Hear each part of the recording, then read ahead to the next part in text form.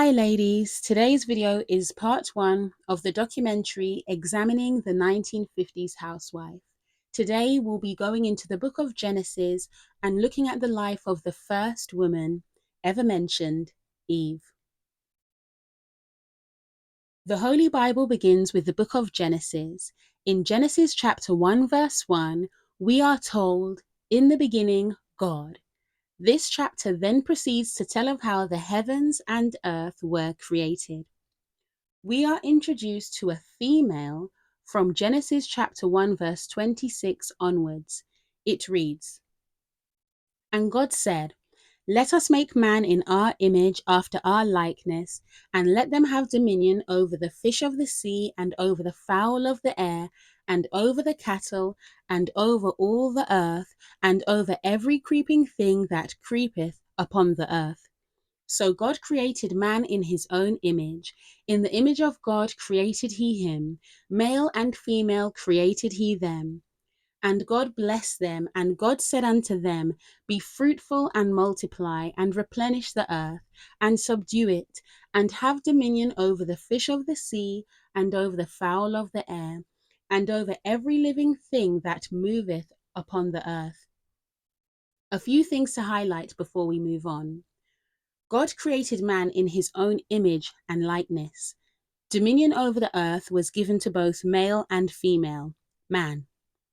The male and female were unified in the image and likeness of God, yet two separate beings. They were blessed by God. They were given a command to be fruitful and multiply, replenish, subdue, and have dominion over the earth. I also wanted to show these verses for an understanding of God's image, which is a physical likeness of man, light, and character. You can look at these in your own time for further study. In Genesis chapter 2, we see that God formed man, a living soul, from the dust of the ground and the breath of life. His work was to till the ground, dress and keep the Garden of Eden, and name the animals. His home was Eden. God gave man a clear command not to eat from the tree of knowledge of good and evil. Thou shalt surely die. God wanted to make an helpmeet for man so he would not be alone. And the Lord God caused a deep sleep to fall upon Adam, and he slept. And he took one of his ribs and closed up the flesh instead thereof. And the rib which the Lord God had taken from man made he a woman, and brought her unto the man. And Adam said, This is now bone of my bones, and flesh of my flesh. She shall be called woman, because she was taken out of man. Therefore shall a man leave his father and his mother, and shall cleave unto his wife, and they shall be one flesh. And they were both naked, the man and his wife, and were not ashamed. Woman was taken from the rib, the side of man, so they were physically connected. While he slept, she had her own time with God. She was presented to him, and he called her woman. Their union was sanctified by God. They were to cleave to each other and establish their own family. Now we go into Genesis chapter 3. In Genesis chapter 3, we are introduced to the serpent, and he begins by asking woman a question. Now the serpent was more subtle than any beast of the field which the Lord God had made, and he said unto the woman, Yea, hath God said, Ye shall not eat of every tree of the garden? He was smart in his approach. He did not start with any accusations, assumptions, or demands.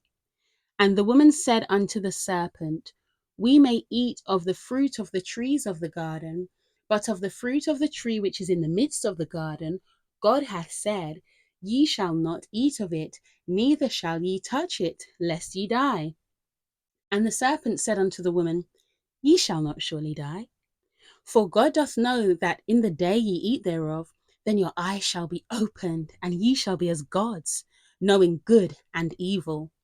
And when the woman saw that the tree was good for food, and that it was pleasant to the eyes, and a tree to be desired to make one wise, she took of the fruit thereof, and did eat, and gave also unto her husband with her, and he did eat.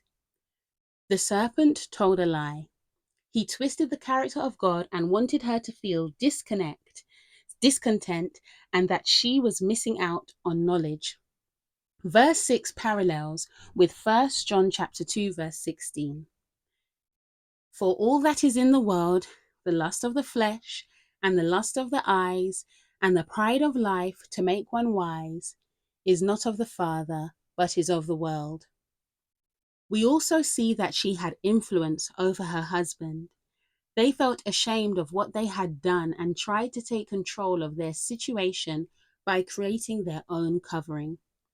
After God asked them about eating from the tree, and the man said, "The woman whom thou gavest to be with me, she gave me of the tree, and I did eat."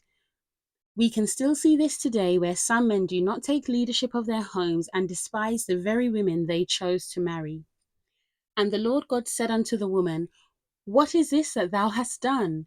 And the woman said, "The serpent beguiled me, and I did eat." There is a whole community on the internet called the Red Pill. And one of the strongest sentiments or charges against women is that they don't take accountability. The birth of blame culture. God then pronounced a curse on the serpent, woman, and man. Unto the woman he said, "I will greatly multiply thy sorrow and thy conception. In sorrow thou shalt bring forth children, and thy desire shall be to thy husband, and he shall rule over thee." So we see a demotion of sorts here.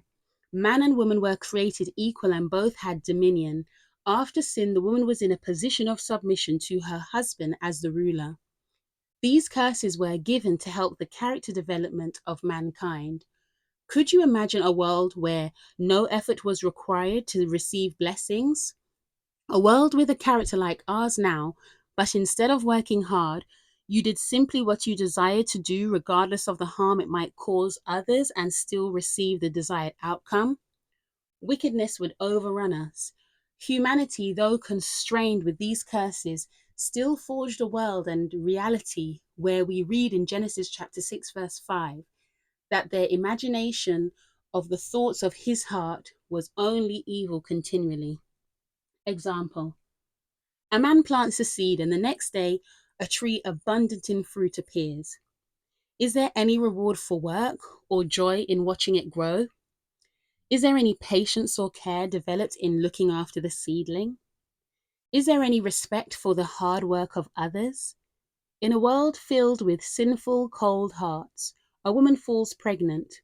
No morning sickness, no tender breasts, no enlarged nose, no swollen feet or acne. And finally, no pain during labor.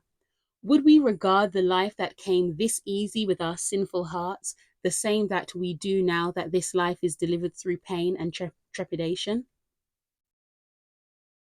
And Adam called his wife's name Eve, because she was the mother of all living. Unto Adam also and to his wife did the Lord God make coats of skins and clothe them. God still showed them grace and covered them. It also should be noted here that an animal had to be slain in order for them to be covered. And the Lord God said, "Behold, the man is become as one of us, to know good and evil. And now, lest he put forth his hand and take also of the tree of life and eat and live forever. If they ate from the tree of life, they would have lived forever as sinners. Therefore the Lord God sent him forth from the Garden of Eden to till the ground from whence he was taken. So he drove out the man, and he placed at the east of the Garden of Eden cherubims, and a flaming sword which turned every way, to keep the way of the tree of life. Adam and Eve went on to have children." Many people struggle with the Genesis account. Why would a loving God place something that could bring harm in their home? Why didn't he want them to have the knowledge? Self-control. First of all, one of the fruits of the Spirit is self-control. God gave them an opportunity to strengthen their character by resisting the temptation of the tree. It's also important to note that they were not lacking anything. They were in a perfect, joyous, and beautiful world, had the love of their Lord and the love of a spouse. Choice. God wanted them to choose to follow his commands and not force them. How would you feel if your spouse told you that they married you because they had to and not because they wanted you or felt like you were chosen by God? Knowledge. How do you feel every time you learn of a heinous crime committed or other atrocities in the world? Social media alone has given us more knowledge at our fingertips than we could ever ask. Think about a child. As they grow, you try to keep their environment safe and happy. But as they grow, you have to talk to them about bad people who may try to take them away or harm them.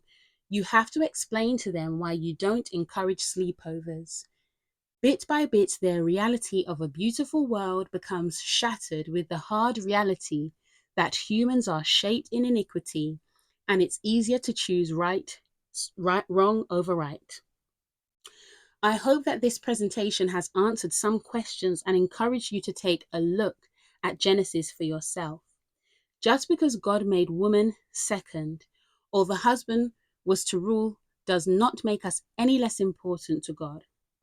Remember that he made both of them individually before they were brought together and were both covered by his grace after sin. God's original design for humanity did not work without the woman, and the plan of salvation doesn't work without the woman. Ephesians chapter 5, verse 25 to 27. Husbands, love your wives, even as Christ also loved the church and gave himself for it, that he might sanctify and cleanse it with the washing of water by the word, that he might present it to himself a glorious church, not having spot or wrinkle or any such thing, but that it should be holy and without blemish. Thank you for watching, and while you are visiting, please remember to like and subscribe.